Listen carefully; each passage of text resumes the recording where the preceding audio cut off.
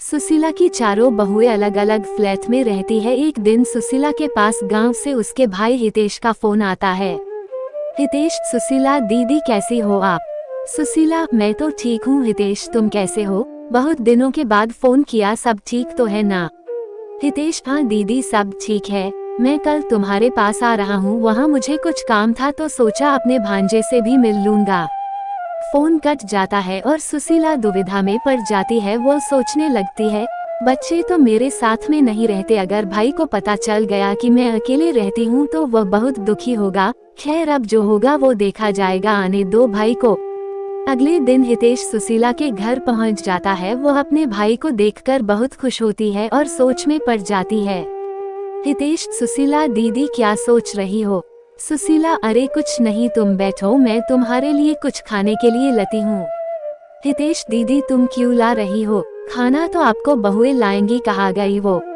सुशीला ने हितेश को सारी बात बता दी। हितेश: कलयुग आ गया है दीदी, कलयुग, चार बेटे के होते माँ बेसहारा हो जाए, ये तो घोर कलयुग है, चलो मैं तुम्हारे बेटों से मिलकर आता हूँ। हितेश ऊपर चला जाता है तो देखता है कि सुशीला के बड़े बेटे को शराब पीने की आदत होती है, जो अब बहुत बढ़ चुकी है। उसके 2 बच्चे हैं। बड़ा बेटा: मामा जी कैसे हो आप? घर में सब ठीक है, बड़े दिन बाद आप मिलने आए। हितेश: घर में तो सब ठीक है, तुम बताओ कैसा चल रहा है यहाँ? सब कुछ ठीक है ना? इतने में उसका छोटा बेटा यानी सुशीला जी का पोता हितेश के पास आता है, जो लगभग 6 साल का था। हितेश उससे पूछता है, हितेश कैसे हो बेटा, कौन सी क्लास में हो? पोता: मैं तो अभी LKG में हूँ नाना जी। हितेश: अच्छा, बड़ा होकर क्या बनोगे? पोता: मैं बड़ा होकर पापा की तरह शराबी बनूंगा। यह सुनकर सभी लोग भौचक्कार रह गए और रोमा फुट फुट कर रोने लगी और रोते रोते बोली, रोमा अगर मैं अलग ना हुई होती तो ये इतनी शराब नहीं पीते, माँ के साथ रहते थे तो इनको माँ से थोड़ी शर्म तो होती, अब बच्चे भी वही सीख रहे हैं जो ये सिखा रहे हैं। थोड़ी देर बाद हितेश ऊपर दूसरे भांजे के पास जाता है, पर वहाँ की हालत कुछ अजीब ही थी, जैसे चारों तरफ सामान बिखरा हुआ था, कोई साफ सफाई नहीं। टीना सारा दिन सोती रहती या टीवी देखती रहती। हितेश से घर की हालत देखी नहीं गई और उसने बातों बातों में ही पूछ लिया, हितेश बेटा घर बदल रहे हो क्या? सब सामान बिखरा हुआ है।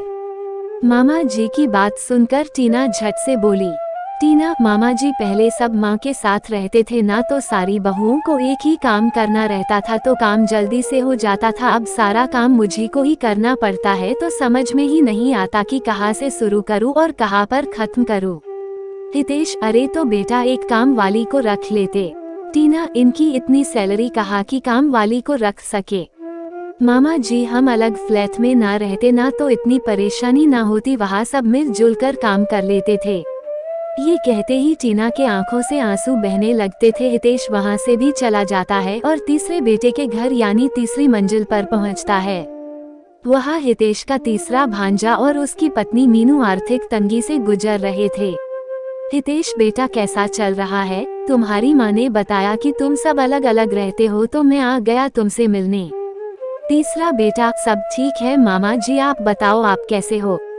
मीनू: मामा जी आए हैं, कुछ खाने को लाओ। इतना सुनते ही मीनू रसोई के डब्बों में देखने लगती है, वो एकदम खाली होते हैं और वो वहीं बैठकर सर पकड़कर बैठकर रोने लगती है। रोने की आवाज सुनकर हितेश और मीनू का पति अंदर आते हैं। हितेश: क्या हुआ बेटा, रो क्यों रही हो? मीनू: क्या बताऊं मामा जी, मैं अपनी किस्मत पर रो रही हूँ। अगर मैं भाभीियों के बातों में आकर घर से अलग ना होती ना तो आज ये दिन देखना ना पड़ता। घर में खाने के लिए कुछ नहीं है और काम का भी पता नहीं मिलेगा कि नहीं। मेरी सास हमेशा हमारी ख्याल रखती थी और आज ये दिन सिर्फ मेरी वजह से देखने को मिल रहा है। मीनू अपने किए पर बहुत पछताती है। अब हितेश चौथी मंजिल पर जाता है तो वहाँ ताला लगा दिखता है। वो अपने भांजे को फोन करता है तो पता चलता है कि उसका एक्सीडेंट हो गया है। वो और उसकी पत्नी ऋतु अस्पताल में है। हितेश भी अस्पताल पहुँचता है। हितेश: अरे बेटा तुम ठीक तो हो, कैसे हुआ तुम्हारा एक्सीडेंट? हितेश के चौथे भांजे ने सारी बात बताई। इतने में ऋतु भी आ जाती है। ऋतु: मामा जी नमस्कार, अच्छा हुआ आप आ गए, मैं तो यहाँ अकेले बहुत परेशान हो गई थी, कभी दवाई का पर्चा तो कभी दवाई का चक्कर। हितेश: तो तुम दोनों दीदी को खबर क्यों नहीं दी? ऋतु किस मुंह से मैं फोन करती, माँ जी को उनका दिल भी बहुत दुखाया है। हमने आज बहुत पछता रही हूँ जो उनसे अलग रहने के लिए सोचा। अगर हम सब साथ रह रहे होते तो आज मुझे इतनी परेशानी का सामना नहीं करना पड़ता। हितेश अपने तीनों भांजों और सुशीला जी को खबर कर देता है और सभी अस्पताल में आते हैं। हितेश चारों भाइयों को एक दूसरे की परेशानी के बारे में बता देता है। चारों भाई एक दूसरे के गले लगते हैं और एक दूसरे से माफी मांगते हैं। चारों बहुएं भी सुशीला जी के पैर छूकर अपने सास से माफी मांगते हैं। अब दोबारा सारा परिवार एक हो गया और सब मिलजुल कर रहने लगे। अगर एक भाई पर कोई परेशानी आती तो सारे भाई मिलजुल कर उसका सामना करते। एक दिन सुशीला ने अपने बेटे और बहुओं को बुलाया और कहा, देखो तुम सब एक साथ रहते हो तो कितने खुश रहते हो, कोई मुसीबत तुम्हें छू भी नहीं सकती। इसीलिए तो कहते हैं मुश्किल वक्त भी टल जाता है जब अपनों का साथ मिल जाता है।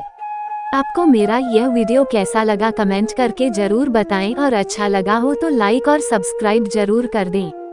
धन्यवाद।